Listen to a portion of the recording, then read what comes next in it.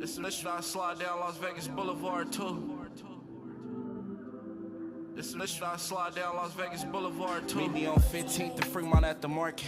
Fish with the shrimp and the fries, can't find no parking. City of the bright lights is different after dark here. Take you to Container Park, maybe we could start there. Love for a city, I could swear I found my heart in. Raised in the desert, so the park was like the beach. Lorenzi on Sunday, grandma barbecued on weekends. Shopping in the rancho was just a swap meet kid. I feel Vegas. Yo, if you feel Vegas, say what's up, everybody. If you feel Vegas, I'm in the house today, and we got a special guest for you. My man in the building from Nehemiah Ministries, Kelsey West. I'm going to bring him on. He's going to tell y'all a little bit about what he was doing in Las Vegas before he became a pastor. And for the ones that don't know who he is, you're going to get a chance to find out who he is today and how powerful he is and some of the things that he has helped several kids throughout the valley of Las Vegas, Nevada. So I'm going to bring in my man, Kelsey West. Kelsey, what's up, bro? What's happening, my friend? It's an honor to be with you this evening, brother. I'm ready to sit back and chop it up with you and have a great dialogue. Man, that's going to be perfect. I'm a born native here. You moved here in, I believe, 87. When you first got here, what was Vegas like when you got here? Now watch this. We're just going to put 2 years on that. I moved here August 18th, 1989. The Mirage was the latest and greatest. I came here to go to UNLV, and Vegas at that time, it was a lot smaller. I loved it. I missed that Las Vegas. I missed the Vegas from 89 to 96. I missed that Vegas. That Vegas was real. You had a lot of things that going on. I mean, Las Vegas at that time was a lot of criminal activity going on. And I know me and a lot of other people were like involved in a lot of different criminal activity. How did you escape Las Vegas? Crucial steps. I'll say this, that the hand of God has always been upon my life, because it's not like I have not been around criminal activity. It's just been by the grace of God. Moving to Las Vegas, I worked in retail. And so I met a lot of people in retail. And before I knew it, the Metals Mall was the Carter for me. And so let me say it that way. We made the Metals Mall the Carter. And so I can't really say anything other than the hand of God. When I moved here, I was 18. I was out of church for 7 years. And so in those 7 years, whether it was, I was supposed to be at UNLV, but I spent the majority of my time at the clubs. I love to dance. And so being in the clubs, you got to have nice clothes. And so I wasn't making money, but I knew how to get clothes. 5-finger discount. Yes, sir.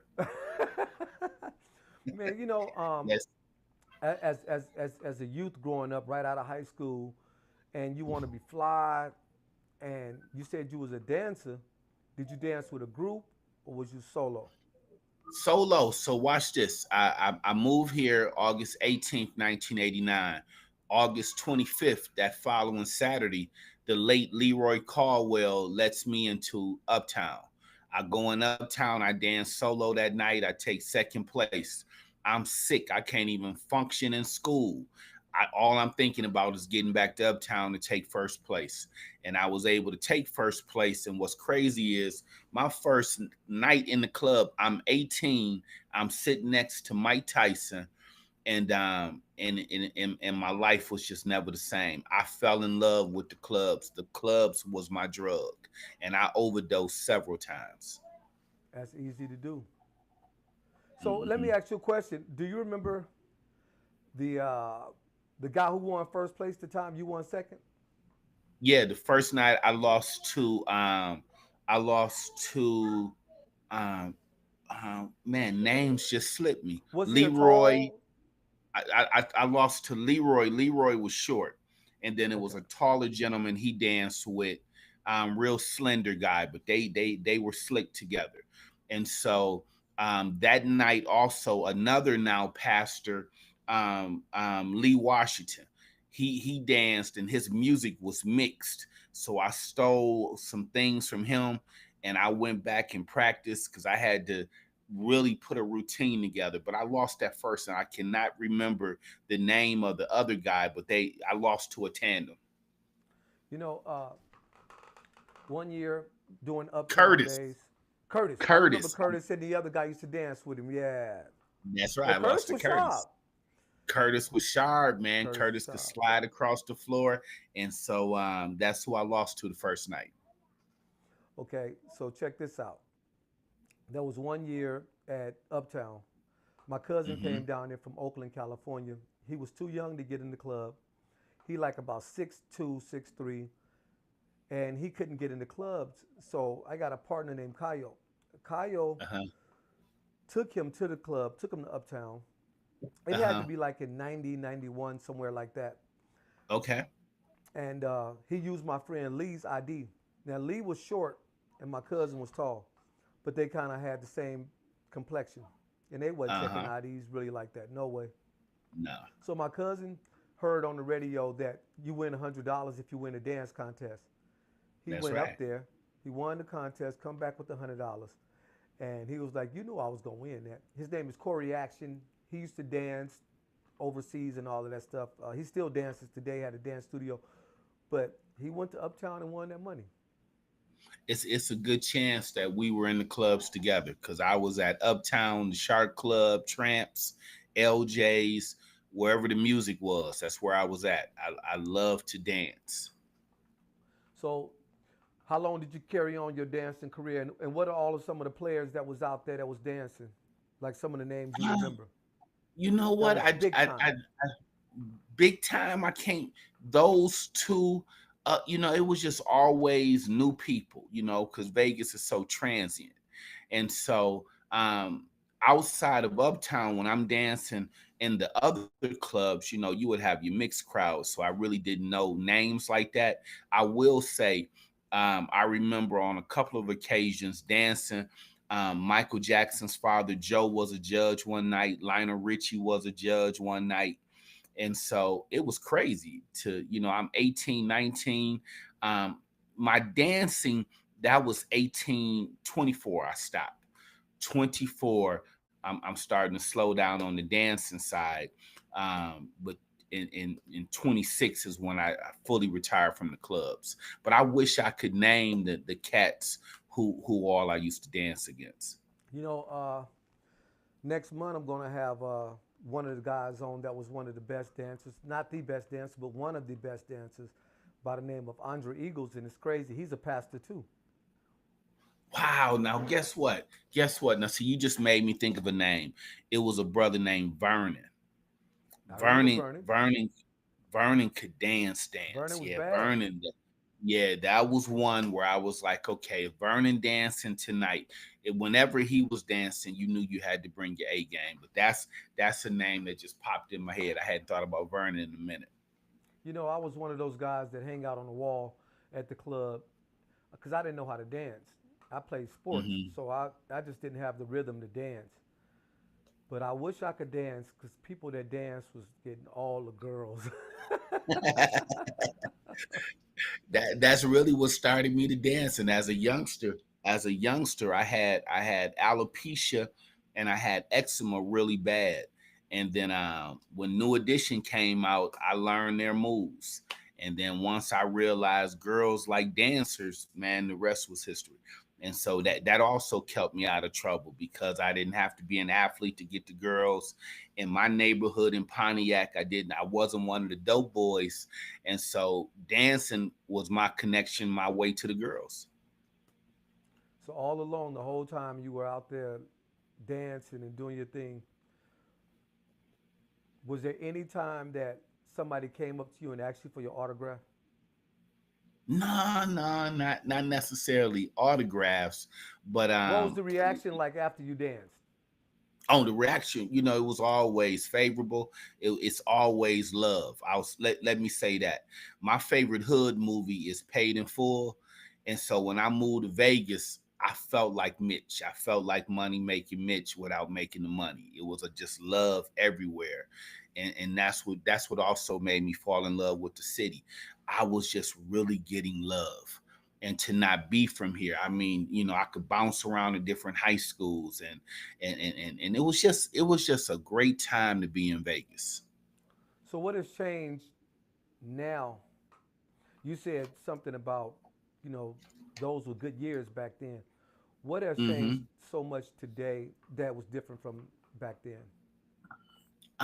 You didn't. People wasn't on their paparazzi. People wasn't on their phones like that. It was real fellowship, real interaction.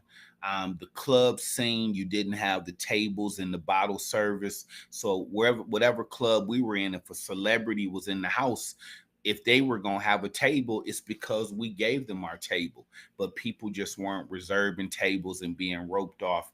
Everybody was together. I once shared with somebody, and I meant no disrespect.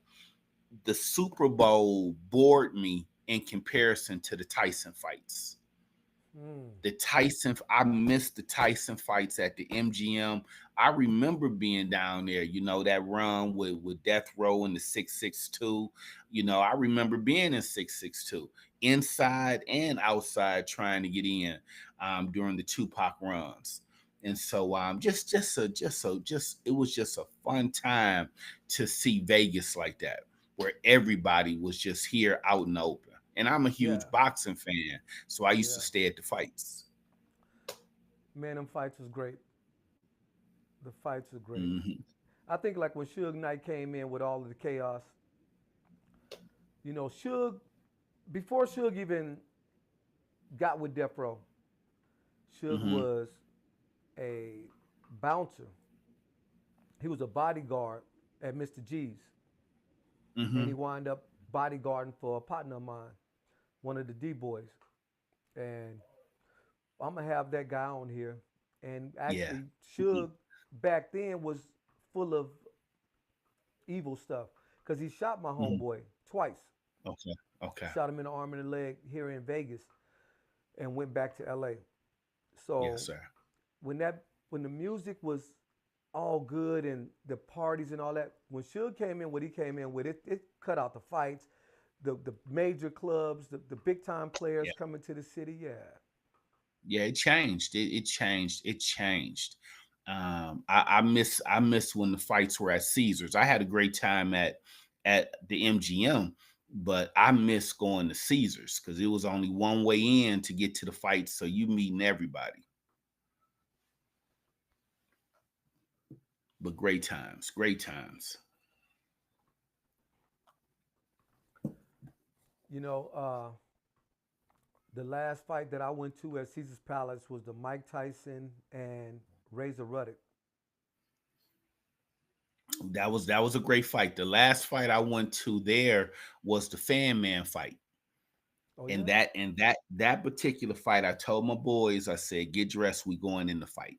They said, we don't have tickets. I said, don't worry about it. I just got a feeling somebody gonna let us in the fight. So we're standing outside the entrance, and I look up and I see Eddie Murphy, Johnny Gill, Eddie Murphy's wife, and his uncle Ray. They walk into the fight. It couldn't have been. It felt like 5 minutes. Eddie Murphy comes back out. He hot as fish grease. He rushed past us. I look at his uncle.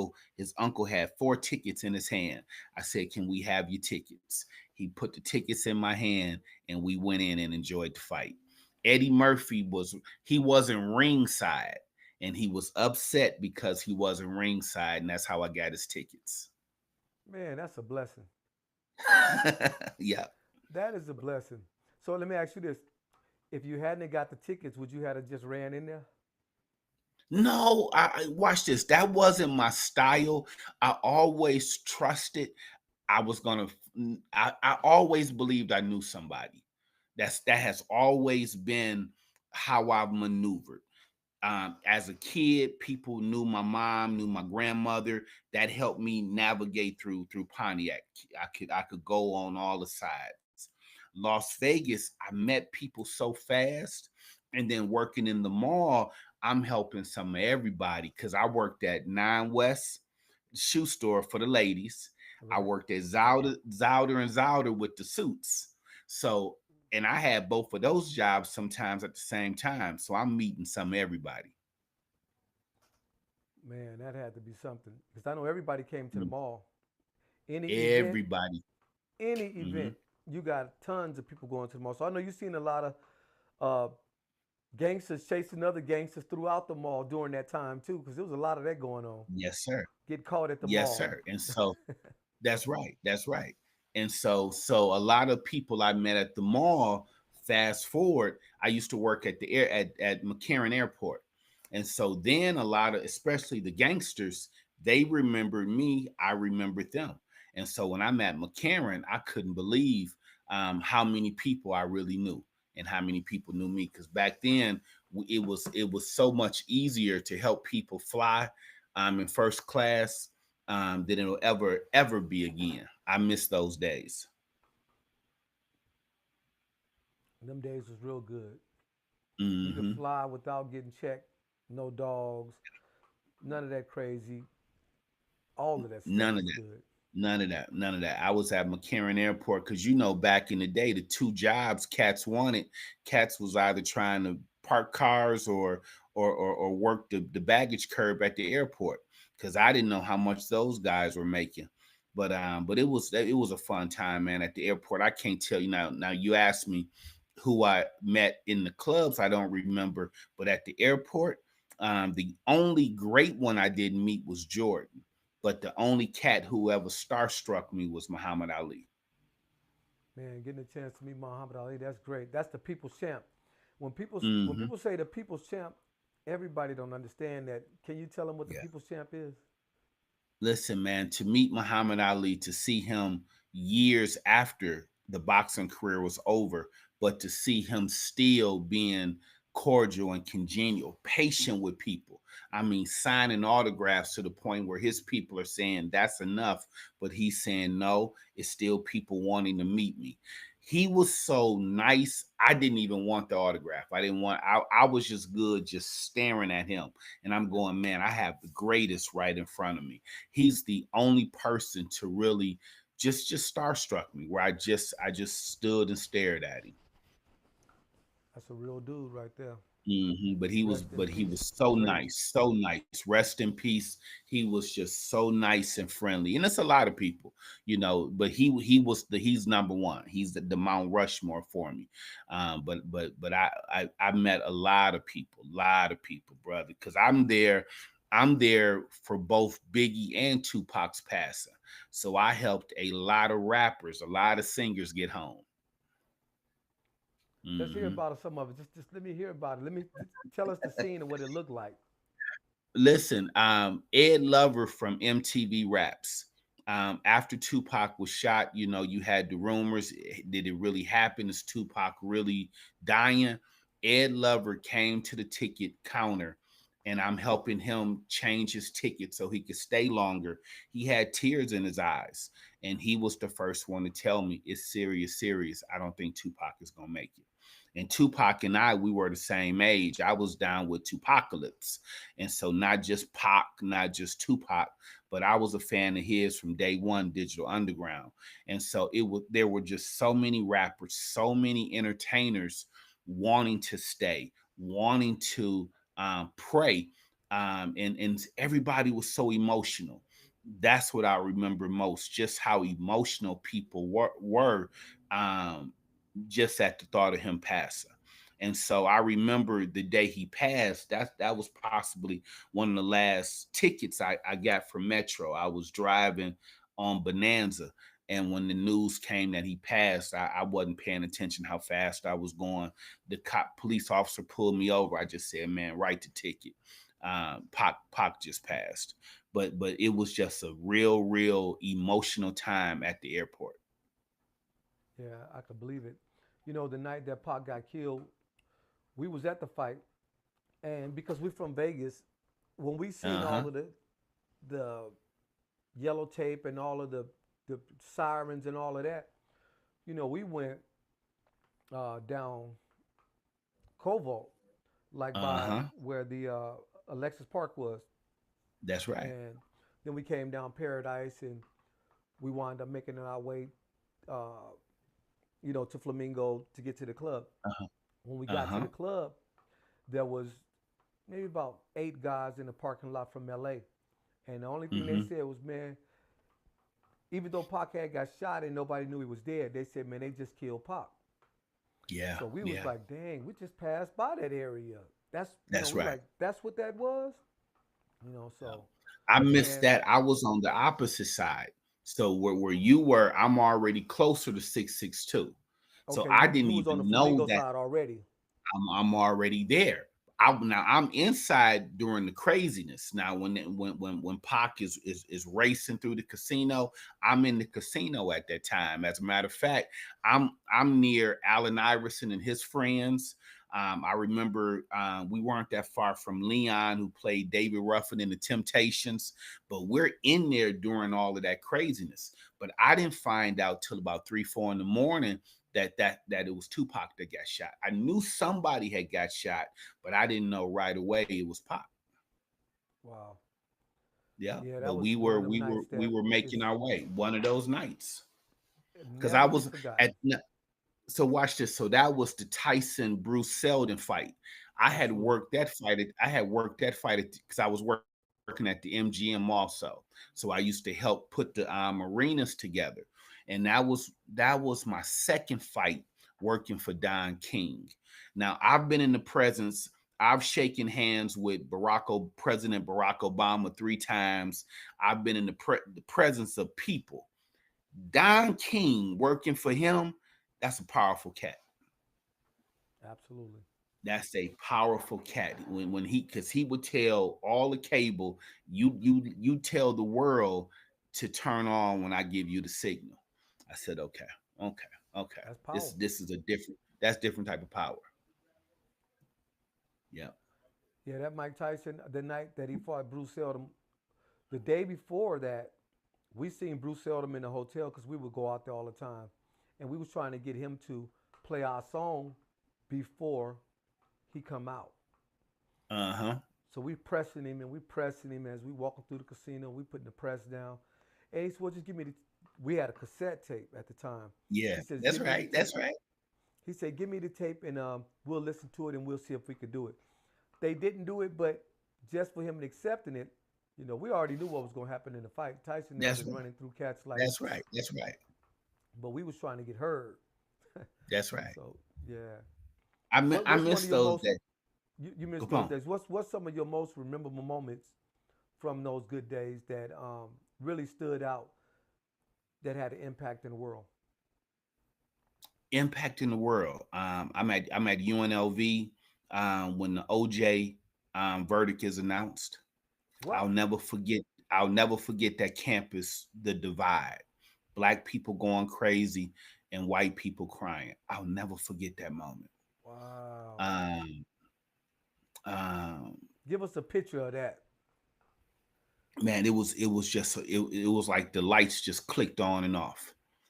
It just changed everything. Before that, it was all about rebels. It was all about the basketball team. But in that moment, that campus divided. It really Wow. did. That was huge. I got to sit pretty close to Minister Farrakhan. I was a part of the Black Student Union at UNLV, and we went to see Minister Farrakhan at Cashman, and that was an interesting moment for me. I had a roommate. He was a Muslim at that time. I was headed to the mosque prior to that event. Minister Farrakhan comes out and he preaches not from the Quran, he preaches from the King James Bible. And that Bible illuminated, and it was the Bible talking to me saying, "Stay where you are."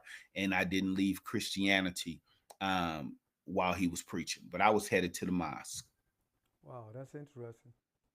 Hmm.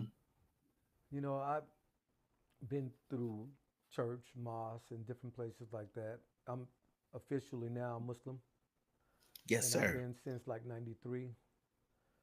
And I mean, each people choose a Shalom. religion it's their own choice.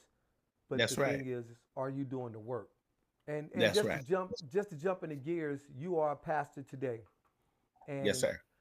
I talked to you some years back, and you were telling me about the kids that you have that you do events for them, Hmm. and I think they're up in.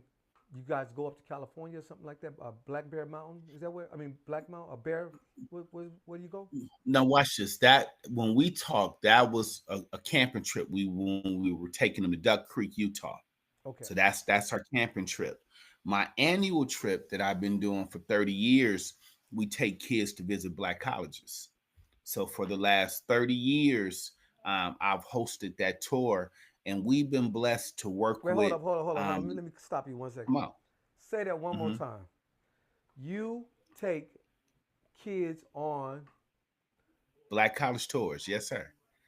Yeah, If y'all we've don't been doing that. understand, if y'all don't understand that, just listen to what he's finna tell you. I got to understand it. Yeah, He's taking kids, not one, yeah. not two, but No, several. we take up to 156 kids every year to visit black colleges on a week-long trip. And so we've been blessed to now work with a little over 3,200 kids. And so now we have children of people who went on our tour go, and it's just blowing my mind, brother. Serious, to see the journey, move to Las Vegas, but I didn't know the big picture why I'm here. And so, you look at the tour, I had a young Alex Dixon.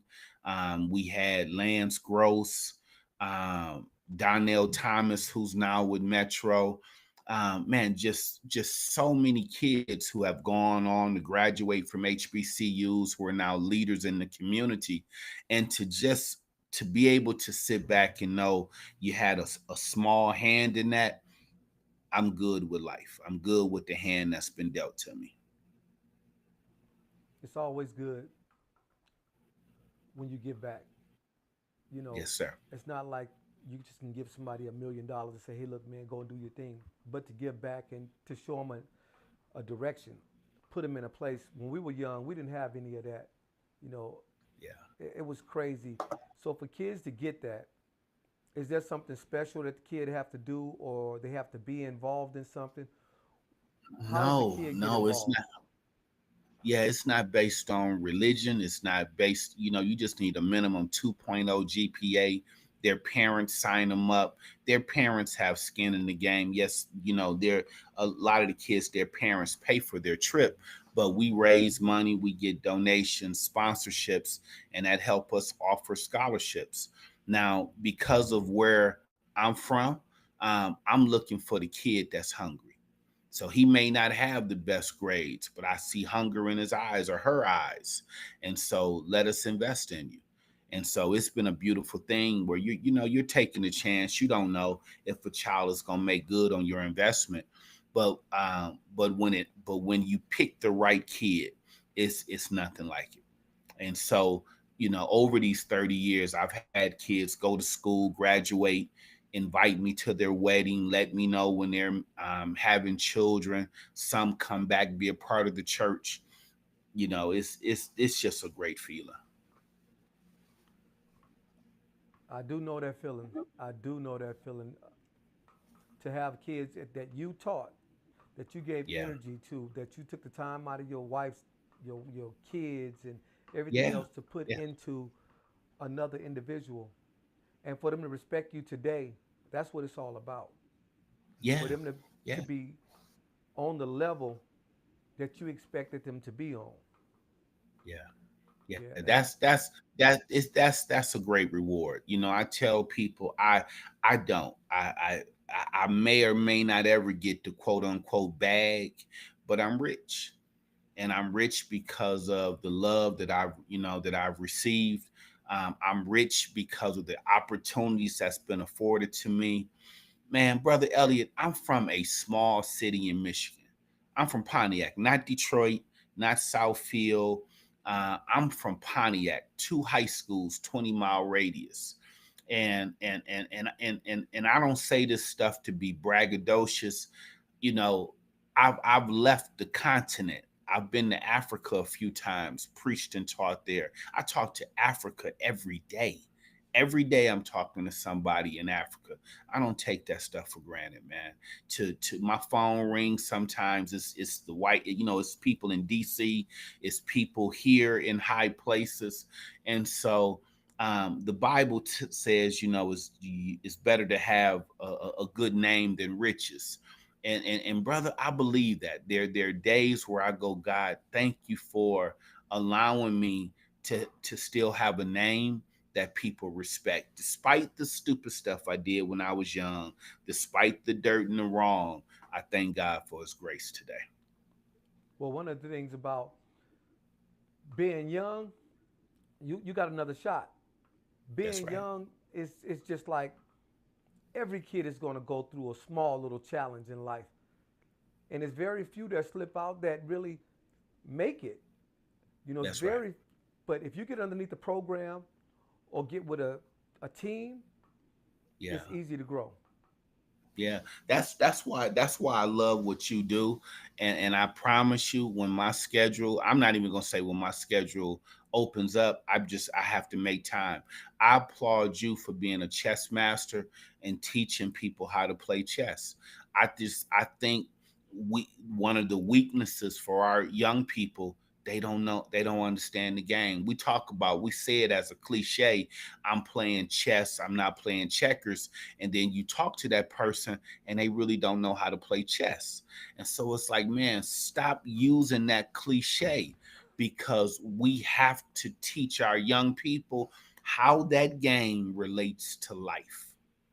And so I respect your mind. I respect your vision, your understanding of that game, brother. I can't wait for you to sit me down and explain it to me. I've played, I know how the pieces move, but I can't wait for you to teach me strategy so I can then apply that to what I do in the church and the community. Well, I'm gonna tell you now. This week, from Thursday, Friday, Saturday, I'm gonna be available, and next Mhm. week I'll be available Thursday, Friday, and Saturday. I'm gonna share this with you. I'm gonna take you up on next Thursday through Saturday. This week I'm teaching at Victory Church. They're having an evangelism workshop, and I'm a guest teacher.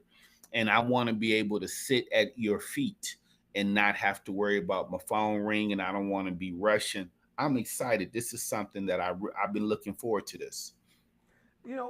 Let's speak about pastors for a minute. Is Come on. like you got NBA, you got the Hmm. greatest basketball player in any sport.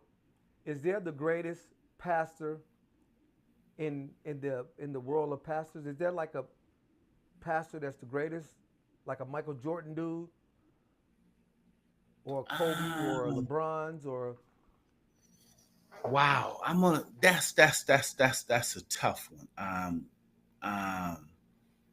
that's a tough one. Let me just share this. A Mount Rushmore for me. A Mount Rushmore for me.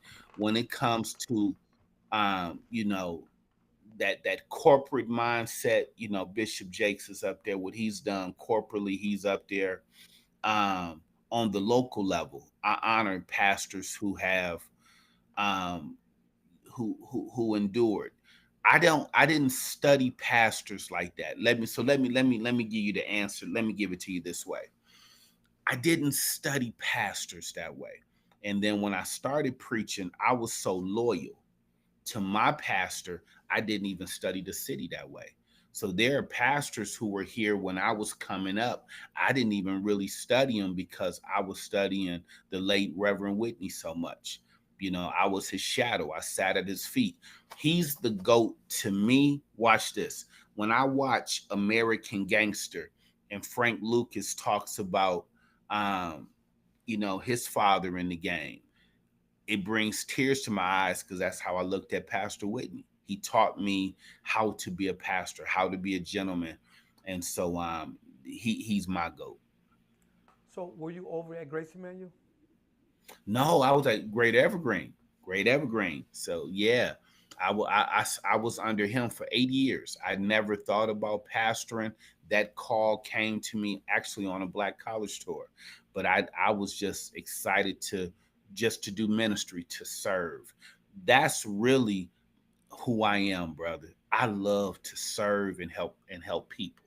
I was about to say my people, our people, but if the truth be told, I just love to help people, man.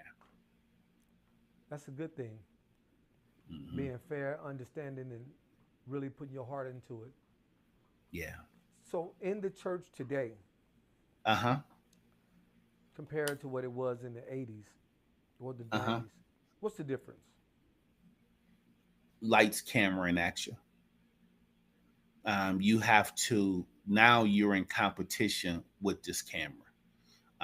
Years ago, you had a longer people had a longer um, attention span. People weren't as distracted. You didn't have as many things pulling at people. People didn't have access to all of their favorite goats in the country. And so you can be preaching to a church with 1,000 people, and half of those people could be locked into another church while you preaching. That's the world we live in. Vegas was already transient in the 80s. Now you bringing in technology, it's not even just physically transit now, but spiritually, emotionally through technology, it's extremely transient. So you have to work extra hard to build a team, to maintain a team, because there's so much pulling at people to step out and do something that they may not be called to do. Wow. In the church today, Hmm. they say come as you are. It always been that Yeah, way. yeah. But what's the proper way to come to church? Watch this. As you are. Now watch this. You just got to know which church you're going into. I've prayed, brother. Hear me when I say this.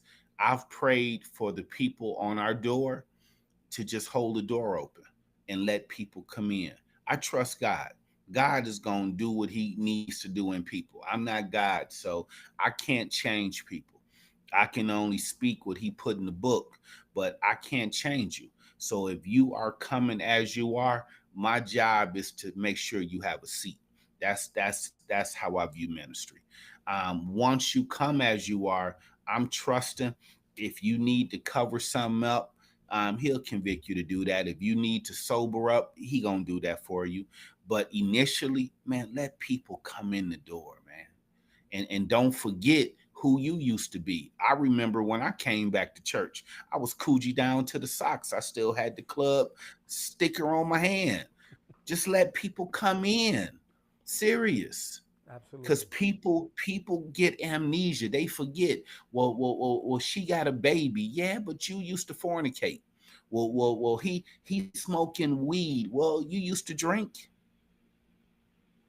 Let's not forget that. And so I just believe when we talk about come as you are, that initial come as you are, man, be as vulnerable and real as you need to be with God, not the people. Come as you are to him. So after church, do people come and talk to you about things that took place in the church? If it's something they're not happy with or somebody Yeah. that they have a problem with, do they come Yeah. and talk to you? Yeah, and so this is what we do. My wife and I, if somebody comes in, and let's say somebody, you came as you were, and so we'll bring people in the office, and I'll share with them. I'm looking for you next week. I can't guarantee everybody's gonna rock with you.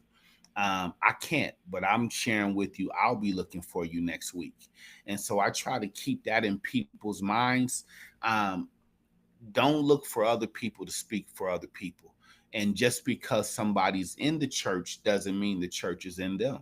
And so come and find the people who you can rock with. Come and find your community. It's no different. The club helped prepare me for the church. When I would go into the clubs, everybody in the club wasn't feeling me. I knew it was certain sides of the club I didn't need to be on.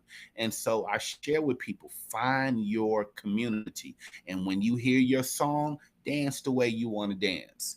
And so that philosophy has helped me in church. I'm not going to apologize. I know what God has done for me. So when I hear a song I like, I'm not asking people if I can dance. I didn't ask people in the world if I could dance. And so I'm going to celebrate the fact, watch this, brother Elliot. I'm 54 and I'm still here. We've buried cats, man. We're still here. You never have to ask me to celebrate. That's real. That's real. When you're still here, you got a chance. You wake up tomorrow, you got another shot. Chances, you take as many chances as possible, but what's in the cards for you is gonna be in the cards for you no matter what. That's right. That's right. And so You can't. that's though the two things that really prepared me for church was the clubs. I'm a people person. And so and that's just me. I don't do a traditional pastoral, this is my chair, let me just sit in my chair. No, I want to shake hands with the people. I'm working the room just like I did in the clubs. I want to know everybody. So if you come to the church, I want to know who you are, where you from. And so that's natural for me. I used to work at a Denny's when I was in high school. That job taught me how to manage a restaurant. So I see church just like that Denny's, man. And you gotta multitask, man. You gotta carry water and coffee. You gotta help the waitresses. You gotta help seat people. You gotta clean up after children. You gotta turn tables real fast, and you gotta do it with a smile. And so that training, it wasn't seminary. Seminary did not prepare me to pastor. Seminary just gave me the degrees that say I know 2 + 2 is 4, but life taught me how to pastor. That's real. Mm-hmm. They talk about so many pastors, and there's a lot of negative. Mm-hmm. But one thing I've never heard is anything negative about you. How did you navigate Brother, yourself just by doing the right thing, by not falling into the traps? grace of God, brother. That's it. Every day, watch this. One day at a time. That's my truth, brother. I'm an ex addict of many things. So let me keep it 100. I'm an ex addict, brother. I'm an ex booster. I'm an ex gambler. I'm an ex drinker. I'm an ex fornicator. I'm an ex of a lot of stuff. And so every day I live in my reality. I don't want to relapse. I don't want to hurt my wife like that. I don't want to hurt my children like that. I don't want to hurt the church like that. So every day I have to remind myself, brother, we can't take that shortcut. I have not forgotten how to throw dice. I haven't forgotten how to play cards. I haven't forgotten how to pick games. I was a mean handicapper, brother. I used to live at the Stardust. I was practicing to be a poker player when I met my wife, and she told me she wouldn't marry me if that's how I was gonna make a living. But I love poker. I love the game. I haven't forgotten how to do that stuff. So every day, this is my truth. I have to tell myself we can't relapse today. And that keeps me out of trouble. I try not to put myself in vulnerable situations. And I'll say this.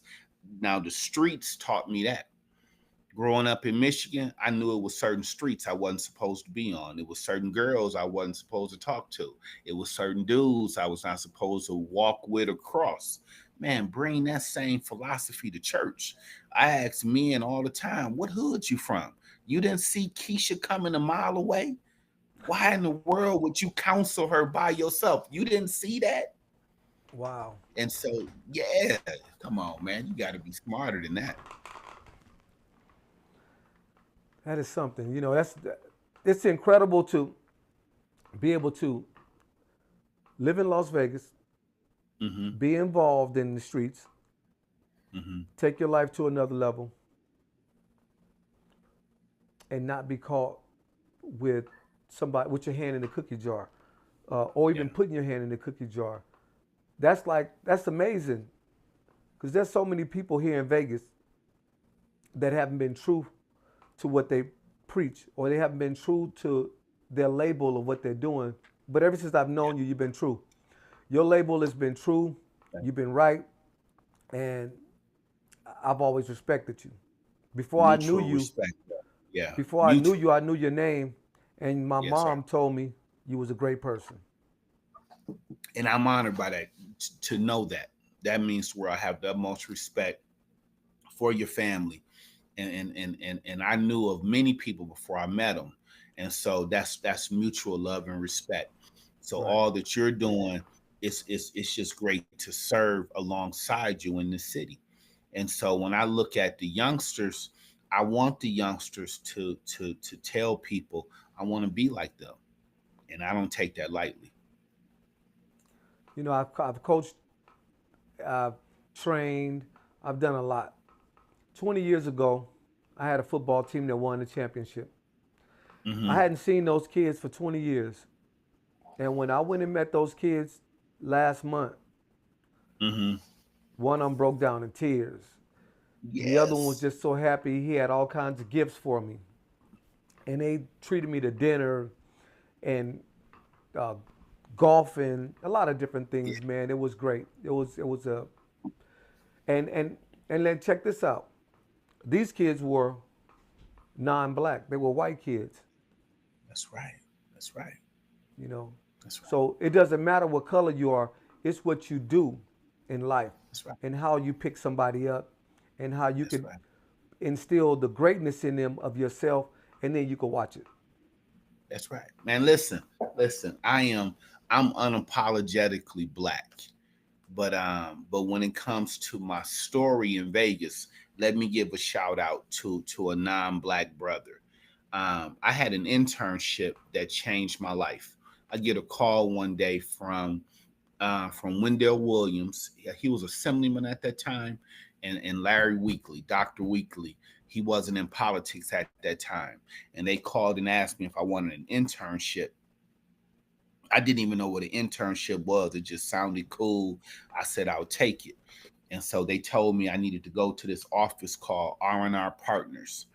And I had, and my internship was there, and that's where I met Billy Faciliatis. I met Sig Rogich. I used to work with Mark Ratner, who was the boxing commissioner. Absolutely. I met, yeah, man, I was in that atmosphere. That's what really changed me. That was my first introduction to the corporate world. That was my first introduction to, man, I need to really take school seriously. And they did that for me. When I got married, this is a true story. I get married, and so I'm in between. I'm starting over. I didn't have anything, and I called Sig Rogich's secretary. They had just built New York, New York, and I just called and asked her if he could do something for me. I'm just hoping he can give me a discount on a room so we can spend our honeymoon. She called me back and she said, Mr. Rogich said, when you get there, go see this person. And so we check in, and the lady said, no, you need to go to that office. That office said VIP. Mr. Sig Rogich treated my wife and I to a VIP suite for my wedding. He didn't know me like that, but I'll never forget that. I saw him during Super Bowl weekend here in Las Vegas. We went to the Super Bowl breakfast. They invited us. We had 20 of our HBCU students with us. And when I saw Sig Rogich, man, it brought tears to my eyes because he was just one of those guys who had a hand in everything I'm doing today. I sat behind Billy Faciliatis one day at a funeral, and I wrote his son a letter, and I said, give this to your dad. And so I'm watching him read it in the funeral, and I'm just telling him, thank you. You invested in me. And because you invested in me, I've been able to do X, Y, and Z. And so those are two non-black brothers who will forever be godfathers in my book. Hey, I'm glad y'all locked into the Vague Show. Give me a few minutes and we'll be right back. We're going to let y'all listen to some of the 2K Vegas. And make sure y'all click subscribe, hit like and share. And if you got any comments or anything, just let us know in the comments and we'll come back and respond to it.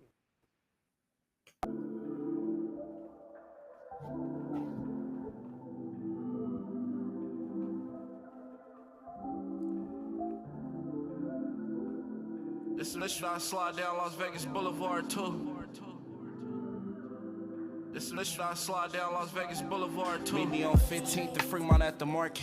Fish with the shrimp and the fries, can't find no parking. City of the bright lights is different after dark here. Take you to Container Park, maybe we can start there. Love for a city, I could swear I found my heart in. Raised in the desert, so the park was like the beach. Lorenzi on Sunday, grandma barbecued on weekends. Shopping in the Rancho was just a swap meet kid. I feel Vegas when I pass by the Allegiant. Section 8 baby, but we still live decent. When we talk about the 7, they don't even know the meaning. Pimps and prostitutes like birds and the bees here. Creeping down Owens, you might see a couple fiends near. It ain't always what it seems here. But you could wake up in a dream here, or you could wake up in your dreams dead. Las Vegas Boulevard, I turn a broke man to rich. Yo, you know, we sliding down Las Vegas Boulevard. I want to say what's up to my man Vegas Gates. I want to say what's up to Maurice Geis. If y'all still in, checking it out. Make sure y'all go to tomorrow at 5 p.m. or 6 p.m. I'm not sure, but he's going to type it in the comments. Go watch the Vegas Gates show. It's a great show. Make sure y'all tune in. And also y'all check out my man Kelsey West in the morning times on his YouTube channel, Kelsey West. We're going to get back into this. And Pastor Kelsey West. Yes, sir. Great illustrating in the beginning of the world from Maurice Geis. So yeah, we back again. So listen, this is a great show. What I do is I have guests from Las Vegas. We talk about Las Vegas. We talk about what helped you grow in Las Vegas, and if there's anything that happened in the past that was real powerful that everybody knew about. You know, there was some big name people here, and there was a lot of things that took place. And Kelsey West came here, and he's jumped into a big ship. And that ship is Nehemiah Ministries. Yes, sir. So can you tell us how all that came about? Yes. So I'm serving at Great Evergreen. I'm on a Black College tour, and we were in Atlanta, Georgia. We had just toured Ebenezer Baptist Church, where Dr. King pastored. And brother, that call knocked me off my feet. I had 100+ students with me. I get off my knees and I'm telling the world I have to plant a church called Nehemiah. I hadn't even studied the book like that, but the call came for us to plant the church. Came back, continued to pray, met with my pastor, and he helped us start. And here we are 20 years later. And so the church, our focus is rebuilding broken walls in people's lives. So we welcome people who are broken, people who are damaged, people who need that hope, that encouragement. That's been our niche. And so it's I wouldn't trade it for anything in the world. And I want to give a shout out to my barber, my man over there at Close Cuts. Give a shout out to my man Fubi, Eddie Smith Jr. Also, I want to give a shout out to Jerry and Var and DBs, all of them over there. I have to give a shout out to the barbershop. You know, the barbershop, right. A lot of conversation go down. I'm at Unfadable Masters, so shouts out to Haywood Burns, shouts out to Reese, shouts out to the crew. I've been with my barber now, man, for Kyle is 25, 27. We go back almost 25 years. Wow. The barbershop is where I go. Yeah, that's where I go to be normal. I just go to the barbershop, man. I love the conversation and the camaraderie. People know I'm a pastor, but we don't have to have quote unquote church religious talk. And so I appreciate that. In the barbershop, you're gonna get it all. You're gonna get the truth. Get it all, man. That's it, man. Don't treat me different. My favorite basketball player is Magic. We gonna debate. My favorite running back all time is Tony Dorsett. It is what it is. So Tony Dorsett, I'm ready to man, he had a style, and it was pretty. That's it. That's my all-time favorite football player. It's Tony Dorsett. So let me ask you this real quick. Come on. Football. Mm-hmm. You got to pick two cornerbacks and two safeties of all time. Corners. Yes. Give me Dion for sure. Okay. And Darryl Green. All right. My safeties, I need Ronnie Lott and I'm gonna take another hitter that people don't get. Give me Ronnie Lott in that water. I'm good. Okay. I got the same ones you got, except I don't got Atwater, and I got my man Taylor, Taylor, Sean Taylor, the late Sean yes. Taylor, the great, the late That's Sean right. Taylor. Yeah, that's right. But we That's a got the great same pick. guys. I got Darrell Green, yeah. I Yeah, got Dion, yeah, and I got Ronnie Lott, yeah. but I got the great Sean Taylor. I forgot about Sean Taylor. Shouts out, rest in peace. He may have been the hardest hitter out of all of them. Oh man, absolutely. So those are the Yeah. barbershop talks, y'all. That's how we talk in the barbershop. That's how we talk in the barbershop. That's right. That's right. That's right. That's right. Yeah, and people don't really talk. They talk politics in the barbershop quite often. Mm-hmm. So Mm-hmm. how's the president doing for the United States right now? Keeping us on our toes and watch this. When it's all said and done, we're gonna thank him because it's gonna be through his administration that forced us to come together and do for ourselves. It's gonna be through his administration where we had to have some real talks to prepare people for the next election. And so we're gonna look back on this time and we're gonna say we hated it, but we needed it. So your way of helping people. Mm-hmm. Let me hear you help some people that you could give some great information to right now that's not doing so well in their life. What can you tell Mm-hmm. them right now positive that could kind of steer them in the right direction? Because I know you've been there. I know you've been around that Mm-hmm. energy. So you Mm-hmm. you speak and you speak to people and you do want to help and it's sincerely, truly from your heart. What is it Yeah. that you could say to somebody right now to heal or to help their situation? Yeah, I want them to number one. If you are listening today, I want you to embrace your reality. I want you to really take it to heart where you are.